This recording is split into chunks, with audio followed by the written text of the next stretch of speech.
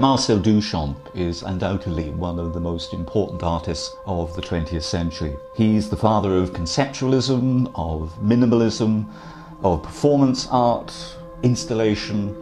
In fact, the only thing that he didn't anticipate was video art. In 1913, Duchamp conceived of 3 musical pieces, of which musical erratum is one of the most complete. The title translates as musical misprint, but it's something of a non sequitur, as many of the titles of the ready-mades, which he made in 1915, 2 years later. The piece was originally scored for 3 voices, Duchamp's and those of his 2 sisters, and he performed it at the family home in Rouen, New Year 1913. Each person randomly picked playing cards on which the notes of their vocal range were printed, and each of them sang those notes in the order in which they'd been selected. The words sung to the notes were taken from a dictionary definition of the French word imprimer, or in English, to make a print.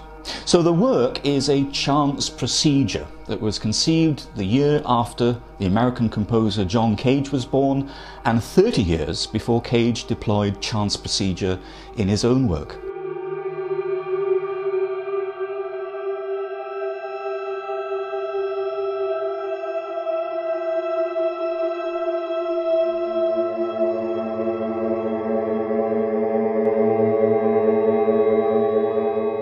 I wanted to arrange Duchamp's piece for 3 electric guitars, or rather 1 electric guitar with 2 delayed outputs. In this setup, the guitar sounds the note is heard again 3 seconds later, that's delay 1, and again a further 3 seconds after that, that's delay 2.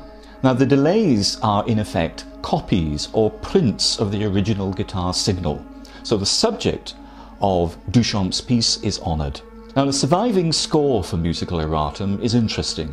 There's no key signature, no time signature or bar lines, and no indication of the duration that each note should be sung. No indication of the speed, dynamics, loudness or softness at which it should be performed. So the piece is only partially composed. It requires the performer to complete it. What is not specified is therefore open to interpretation. For example, it could be over in a matter of seconds or go on for a very, very long time. It could be brash or very subtle or a combination of both. So there's enormous latitude for invention.